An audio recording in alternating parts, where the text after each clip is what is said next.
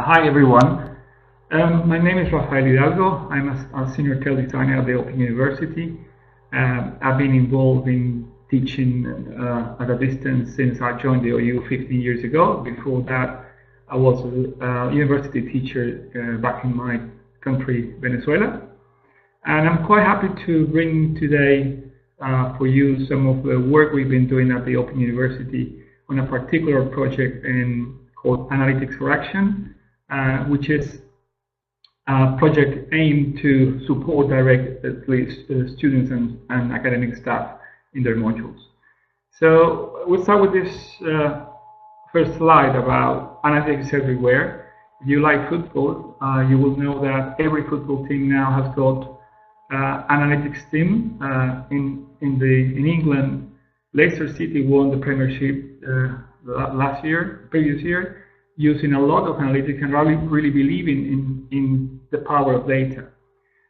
So if we do that for serious stuff as football, we can do it in almost every other industry, and higher education and distance learning is certainly not the exception. So I bring you today this Analytics for Action project. The idea or the aim of the Analytics for Action is enable in-presentation evidence-based change in open university modules. We realize that when we collect data is only useful if it actually leads to actions to improve the student outcomes. And this is what the Analytics for Action project is about. It's actually not only gathering and analyzing data, but taking actions, prompt actions, to help students increase their performance. So,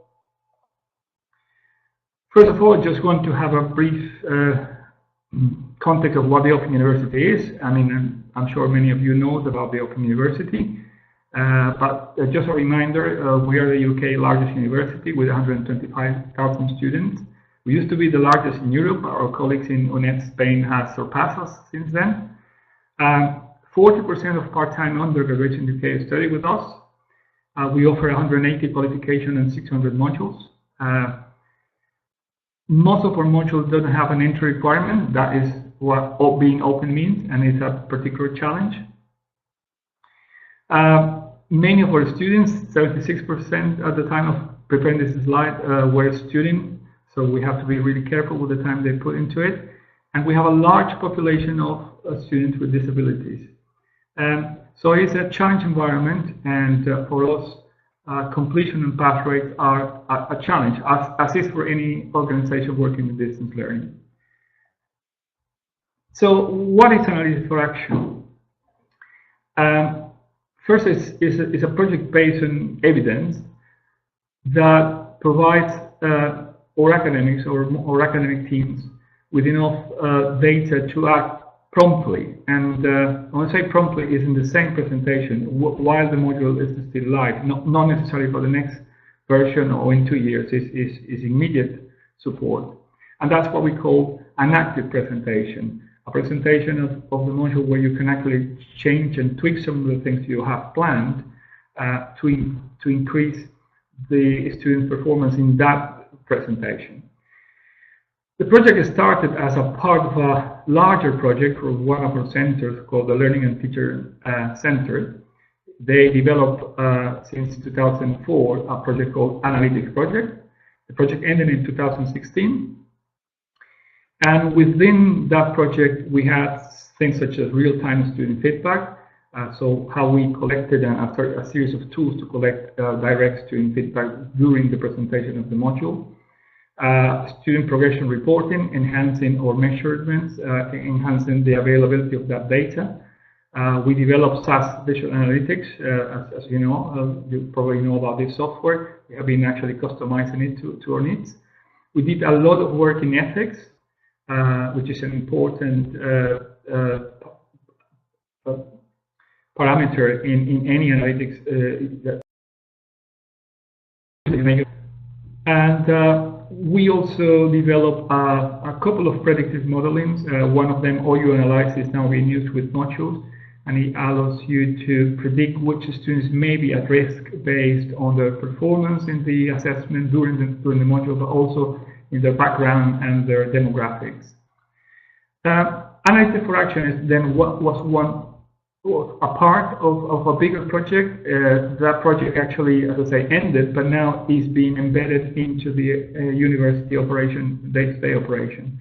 So today we're going to be talking about specifically Analytics for Action alone, but I just wanted to let you know that this is a part of a much wider effort. After the project ended in 2016, it was considered that our TEL unit, which was formed in 2015, was the natural long-term home for Analytics for Action. And the reason is that as we are involved in the design of the modules, when we see the data coming, it makes more sense to us than to anyone else within the university. So certainly since 2016-17 academic year, this A4A project is run by us at TEL-LTI, and we call it data business as usual. If I could summarize in one word what Analytics for Action does is, I will quote this saying by Bart Rintis, one of our leading academics research in IT, and he just say that using the data as prompt, we can initiate a range of response actions, and response actions is the key word here. As I mentioned before, the idea is to produce specific and direct responses that can help the students. The Analytics for Action is based on what we call the Analytics for Action framework, which is a model we developed to explain how we're going to use the data. We start, I won't go into too much detail here, there is literature about it, but the main idea is that we, first of all, monitor the data and do some key measures or drill down of the basic data with the module teams, with the academics. After that, we have already set up menu of response actions. So it's not only looking and contemplating on the data, so what you can do about that with examples of modules that have done it before. And if there is no menu of, there's no an option of response actions to the specific problem coming, then we develop methods of gathering further evidence and evaluate that evidence and evaluate the possible actions that we can take. The output of this is brought to what we call the Evidence Hub, which is a public website in which all the experiences have been recorded. So the community of people working with data can actually add this to the menu of response actions. It also can trigger more in-depth academic research based on the trends we are seeing in Evidence Hub, which will be this, and this hopefully will impact once again on the performance measures and drill downs that we do. So it's a cycle that hopefully improves the quality of the data reading and the quality of the actions we're taking to promote student outcomes. The Analytics for Action project comprises of a comprehensive website that is called the Active Presentation Toolkit. In this website, which is based and explains the A4A framework, is available to all the staff in the intranet. All staff can come to it and provide step-by-step instructions in how to run an active presentation. I will refer to that later on. But unfortunately, we cannot cover all modules in the university. I just show you that we offer about 800 modules. So we pick the key ones, but everyone in every module has access to these open tools and has access to some kind of support. The Active Presentation Toolkit is based on this cycle of steps. It's a stage approach to the solution. And we start, as we say, reviewing the data with the academics. If the data shows something different, unexpected, something that can be a problem or could indicate a particular behavior, we investigate that down. We drill it down with additional tools. And once we have found some evidence, we try to identify the actions that can be taken. From the menu of actions that we identify, either in the menu I mentioned before or a new action, the module team will need to prioritize what actions they want to take. Prioritization takes place because obviously resources are not unlimited, but also because we need to be very careful about the changes we introduce in a given module. If you introduce too many changes at the same time, you won't be able to evaluate actually what of those changes make any good or any bad. So we recommend to take steps one at a time and prioritize actions according to those steps. Then once we know that what the actions are, we select the methodologies to implement these actions. We actually have a menu of possible methodologies. And very importantly, at the end, we need to evaluate what happened. We need to see if the actions we took make any difference on the data. And we will do that in the next cycle.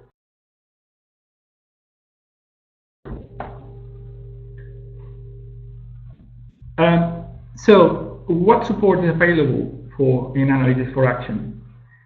For all modules in the university, we have the Toolkit, which is that website I showed you before. And with a session of training enables any staff to get. So if they're selected for Analytics for Action full support, I will refer to that now, then still any module has to come to training sessions, to use the toolkit, to actually start monitoring their own data. We also offer surgery support, so we present monthly. We present a stand at the Learning System drop-ins, which is a regular activity at the university, and people can come and talk to us. Or we have a mailbox support. People email us to this address, and we promise to respond within 72 hours. For modules that are selected by the university to be participants in Analytics for Action program, then we have additionally what we call 3 data support meetings during the presentation. In those support meetings, I will show you what happens, but before I just want to clarify which module received the full support. I was referring to this selected modules. So how modules are selected, first of all, is agreed with the faculty. So the faculties are not necessarily us, are driving who is actually going to receive the support. Modules that are identified are underperforming by the AQR, it's annual quality review, with a measure we have developed called the set scores. The set scores compares the expected performance of a module based on its demographic and the history of their students with the actual performance. So you have a module which is performing worse than expected by a certain measure, and this is measured by a certain set score, then these are eligible for full support. Modules with high student population, of course, we will prioritize the modules with high student population. We have modules that may have 6,000, 7,000 students, and obviously those will receive full support. Any modules in which the faculty or the module team is introducing innovations or is facing a particular pedagogic challenge will be included. If a qualification needs to intervene in a particular module because it's key to the qualification, is a factor to eligibility. And if the faculty has any particular strategic interest in a module, because it will give way to a new qualification, because it actually is going to fill in a vacuum in the market, then it is included. At the end of the presentation, I'll show you a bit about the scale of the project that we're facing. So I was mentioning before that any staff can get training. We give priority to people working on selected modules, but after they have been covered, we have all year round training in how to use the data and how to understand the A4A framework. And it consists in a 2-hour hands-on training session where a senior field designer like me or one of my colleagues will use real and current data of their modules, and they will have an access to the tools. You show them in these training sessions the active presentation toolkit website and show how to use it. And we use one of the tools we have, which is the Student Progression Dashboard. This tool is open to everyone. We as senior tail designers have access to further tools, but in the training we're restricted to this to everybody has access to the basic data they may need.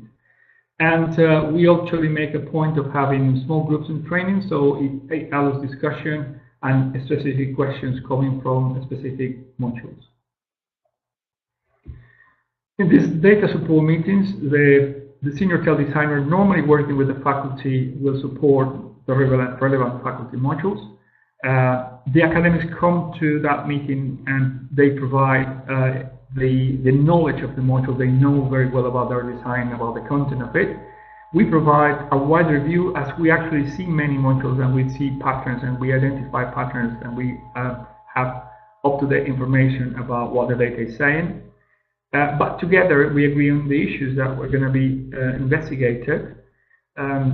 We suggest what possible actions could be taken and we help in the implementation, although it could actually involve other units. Sometimes one of the actions is contacting a student at risk, and that's done by the student support team. Sometimes the action is introducing a new, let's say, diagnosis quiz, and that's done by our colleagues in LTI that are into production. So we suggest the actions and help them to find the people that can actually implement those. And we provide comprehensive reports about the meetings and the agreed actions so we can follow up the next time. Finally, we provide regular update to all faculty stakeholders about progress so everybody knows what is going on in the project.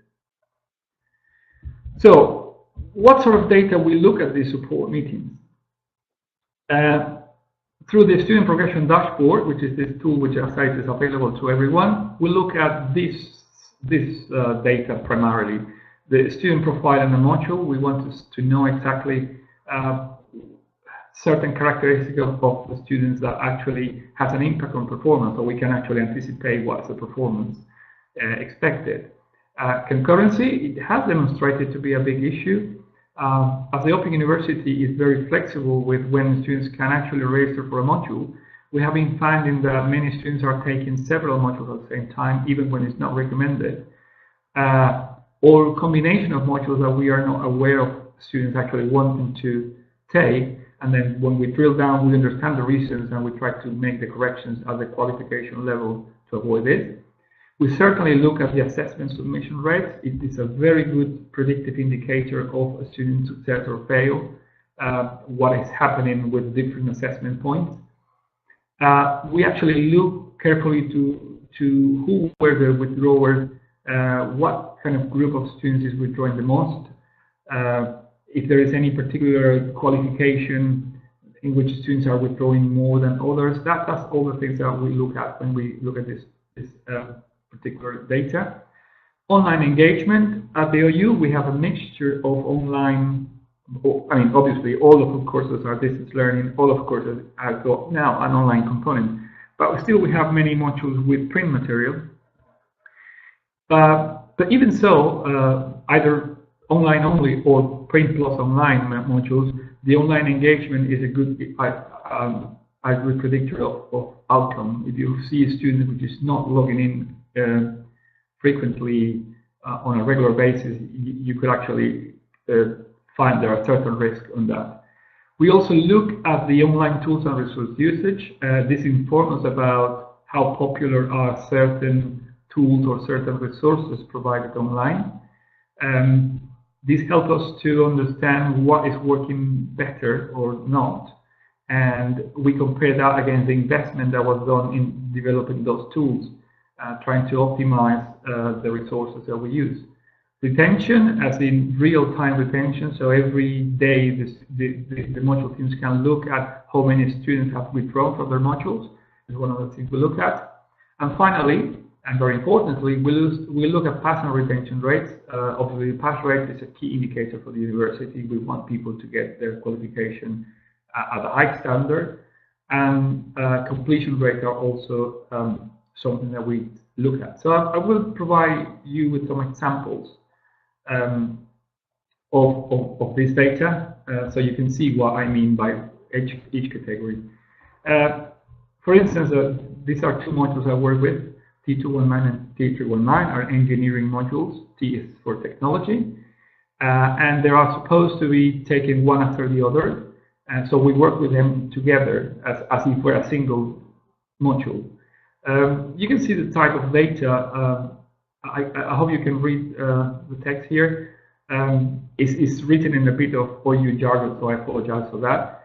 But what it means is, well, we knew the number of students registered at a certain point when they are already liable for paying the fees. And you may know that there is in England you need to pay fees for university, unlike other parts of Europe. We look at, well, what qualification are they looking for. We look at, in this case, technology and science, STEM in general, has a tend to have higher male students numbers, and this is something we monitor, trying to bring that to a more equalized manner.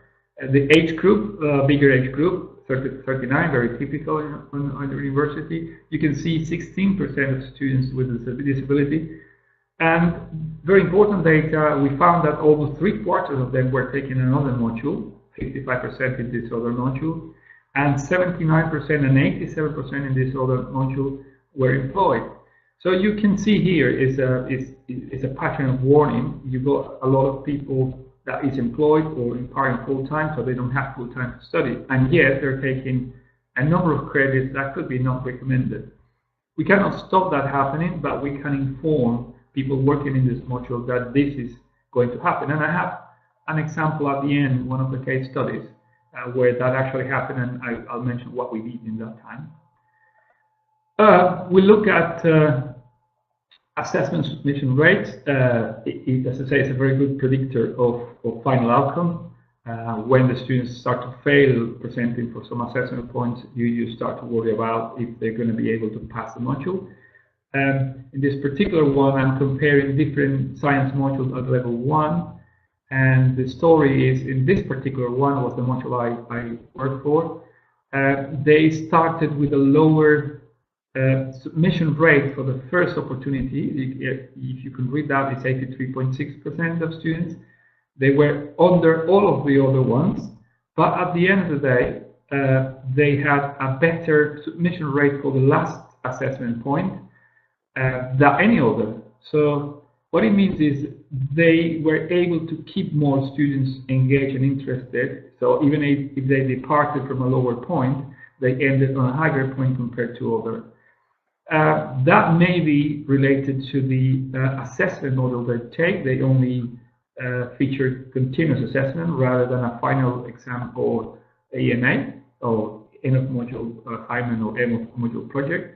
And this is something we're actually drilling down to support that data. But this is the first indicator that it could have been a positive choice, the type of assessment. We also compare modules, not only, as I showed you before, this is modules compared one against each other. One of these, each one of the data set is a module. But we also compare the module against itself. So in this particular module, T219, you can see that this is the first submission assignment point, and they have changed the assessment model. So they dropped one of the assessment points in the last presentation. You can see here is only 3 bars. The 4th is lacking because they actually not use it. They didn't have an assessment at this point. But at the end, the module improved the final submission of the project, and we are still waiting to see the final results. But it looks like they're going to have a slight improve that can be related to this change they made. We also look at, as I say, retention.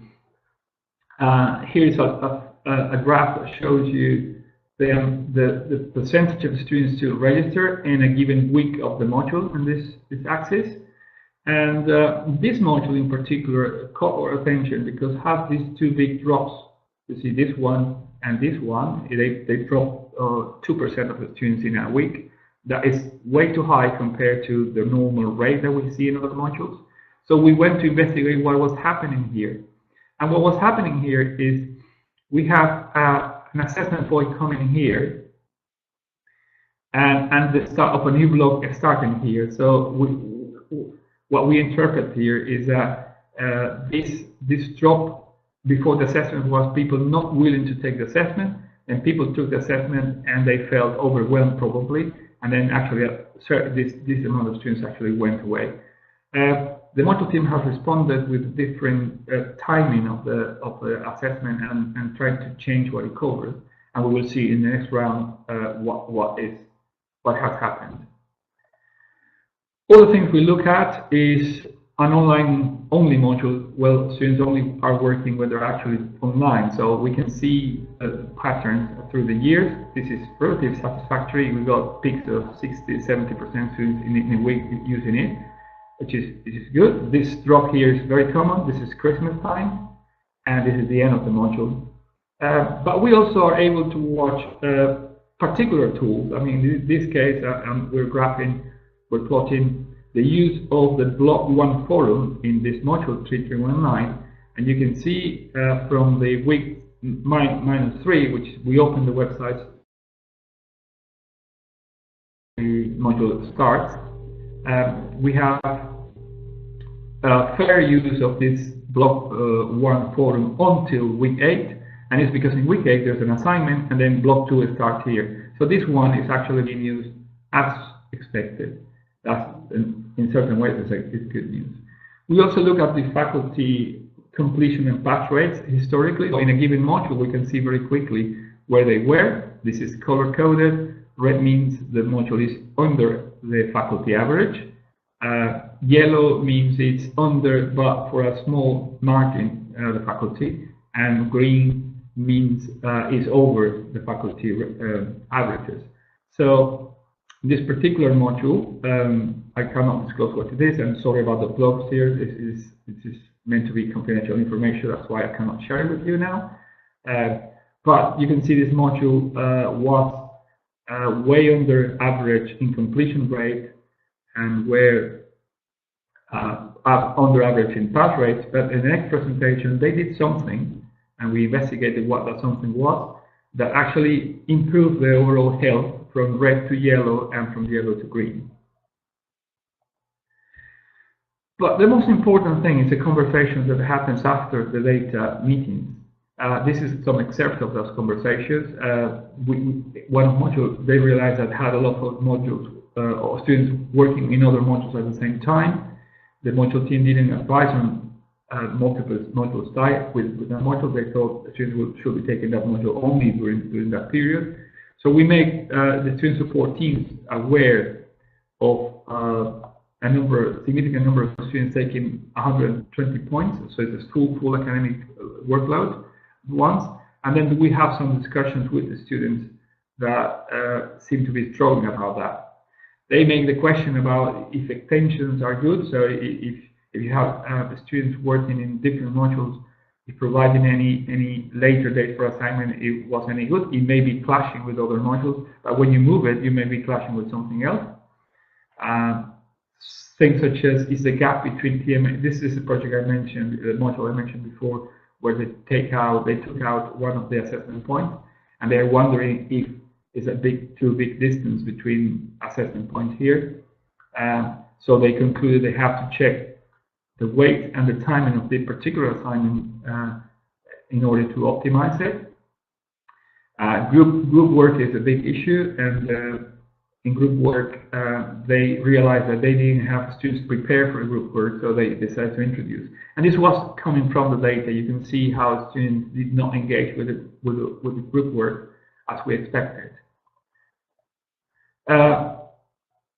Group work or collaborative activities are supposed to be an issue, but depends on who you ask and depends on who you look at. So we drill down and did a large investigation across modules, and we found that there seems to be a pattern.